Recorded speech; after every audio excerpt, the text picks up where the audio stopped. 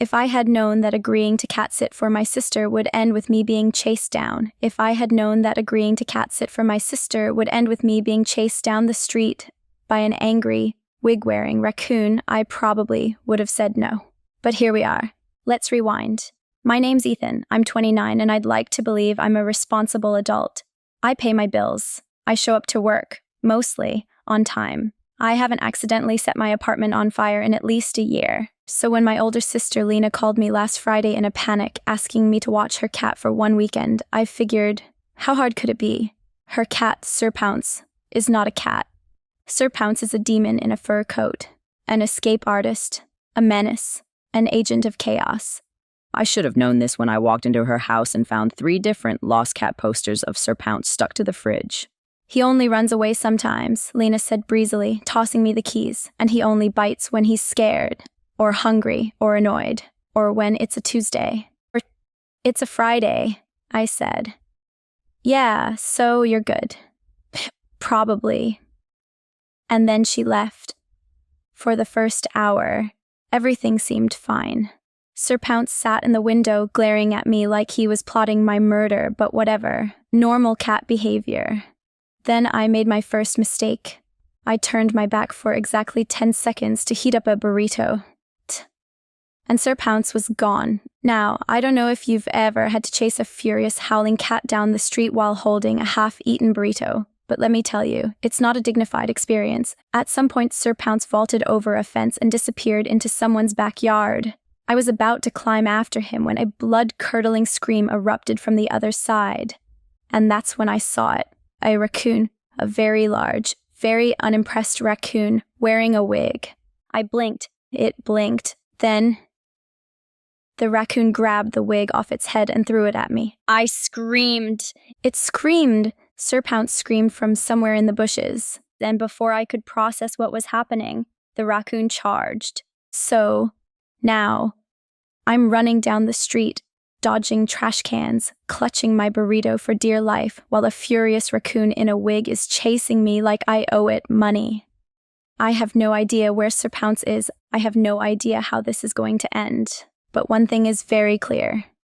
I have already failed as a cat sitter. Here's the thing about being chased by a raccoon in a wig. You don't really have time to ask yourself why it's wearing a wig. You don't have time to question if you're hallucinating or if this is some elaborate prank orchestrated by the ghost of your bad life choices. You just run. And I ran like hell. I made it halfway down the street before my legs decided they were done with my nonsense, and I tripped over someone's very aggressive lawn gnome. I hit the pavement hard. My burrito somersaulted through the air like an Olympic gymnast. For a split second, everything moved in slow motion. The raccoon skidded to a stop, its beady little gremlin eyes locked onto my burrito as it soared through the night. I swear to you. We made eye contact. A silent understanding passed between us. That raccoon was about to steal my damn dinner. I barely had time to yell in outrage before the little bastard jumped and caught the burrito midair, with its tiny gremlin hands. I watched in pure horror as Dale the raccoon landed gracefully on all fours, flipped the burrito once like he was checking for quality, and then bolted. I just lay there on the ground, staring at the sky, trying to process what had just happened. I lost Sir Pounce. I got jumped by a raccoon in a wig, and now my dinner had been stolen by a literal trash bandit. This is rock bottom, but I didn't even have time to wallow because suddenly a voice rang out from a nearby porch. Hey, you good, man? I sat up to find my neighbor, Kevin, standing there holding a beer, completely unfazed by the chaos that had just unfolded. Kevin took a long sip, watching me with an expression that suggested this wasn't even in his top 5 weirdest neighborhood incidents. That raccoon got you too, huh? I blinked. 2? Kevin nodded. Yeah, that's Dale. The raccoon's name is Dale. Yeah, he said, like this was the most normal conversation in the world. And the wig? That's Mrs. McCarthy's. Dale steals it from her porch every Tuesday. I opened my mouth, closed it. I had so many questions. But before I could ask even one, a blood-curdling scream erupted from the backyard. I know that scream. It's Sir Pounce. Kevin squinted. That your cat? Yeah, I scrambled to my feet. A crash interrupted me. Then a rustling in the bushes. Then Sir Pounce exploded out of the darkness like he had personally seen the face of God and regretted all his life choices. Right behind him, Dale the raccoon, still holding my burrito. I didn't think, I just lunged for Sir Pounce. Sir Pounce, because he is an evil little gremlin, took one look at me and jumped onto my face. I went down, again. Dale just hopped over me like some kind of parkour champion, shot me one last judgmental look, and scampered off into the night, burrito still in hand. Kevin took another sip of beer. Yeah, you're definitely not from around here. I sat on the ground, Sir Pounce clinging to my entire face like a demonic scarf, my soul slowly leaving my body. Kevin, still sipping his beer, stared at me like I was an amateur in the art of suburban survival. So, he said, gesturing vaguely at my current situation, what's your plan here? I pried Sir Pounce off my face, holding him at arm's length like an angry, cursing toddler. His tail flicked violently, his pupils were fully dilated, and he was making a noise that I can only describe as Satan's espresso machine starting up. This cat had seen things. Dale, I gasped, still breathless from my second near-death experience in the last 10 minutes, took my burrito. Kevin nodded solemnly, as if I had just confessed to witnessing a murder. Yeah, he said, Dale does that. I blinked at him. And you just let him? Kevin shrugged. It's his neighborhood now. We all just kinda accept it. That's insane. Kevin took another sip of beer. Yeah, but fighting Dale never ends well. I looked down at Sir Pounce, who hissed at literally nothing. I looked toward the darkened neighborhood where somewhere out there Dale the raccoon was probably enjoying my burrito under the moonlight like a victorious warlord. Number, I wasn't going down like this. Where does he live? I asked, standing up, still holding a very pissed off Sir Pounce. Kevin raised an eyebrow. You're serious? I dusted off my jeans, ignoring the fact that I had dirt, blood, and betrayal all over me. He stole my dinner, Kevin. I don't care if he's a raccoon, a cryptid, or some kind of supernatural food thief. I'm getting it back. Kevin let out a low whistle. All right, your funeral. He motioned for me to follow and started walking toward his backyard. Sir Pounce, despite being my sworn enemy, was still my cat and therefore owed me his loyalty in this war. So I carried him like a hostage negotiator, his little murder mittens held firmly away from my eyeballs. We stopped at Kevin's fence where he pointed toward an old abandoned shed behind his house. Dale's base of operations, Kevin whispered. I stared. You're telling me the raccoon has a headquarters? Kevin nodded. Yep, Dale's fortress. No human has gone in and lived to tell the tale. I inhaled sharply. Kevin clapped me on the shoulder. Godspeed, rookin'. And then he walked away. Sir Pounce growled. I looked at the shed. I looked at the empty night sky. I stepped forward. Because no one steals my burrito and gets away with it. I stood at the edge of Kevin's yard, staring at the rickety wooden shed that apparently doubled as Dale the raccoon's criminal hideout. Sir Pounce sat in my arms, vibrating with rage, his eyes locked onto the shed like he could sense the betrayal inside. The night was silent, too silent. Kevin had already abandoned me to my fate, cracking open another beer from his porch while watching what he clearly believed to be my final moments. I took a breath, steady, focused, a warrior. And then I stepped forward. Crash. I nearly threw Sir Pounce into the sky as something moved inside the shed.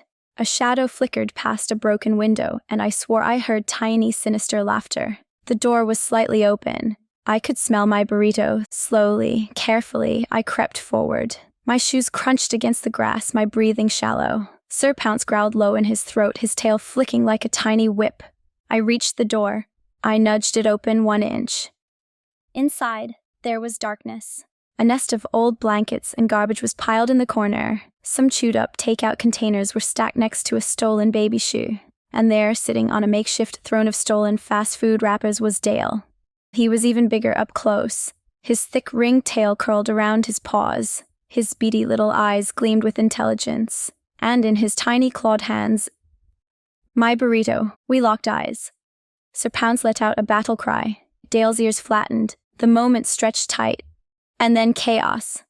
Sir Pounce launched himself from my arms like a tiny, furious torpedo. Dale leapt sideways, hissing like an actual demon. The burrito flew through the air. I dived for it. Dale dove for it.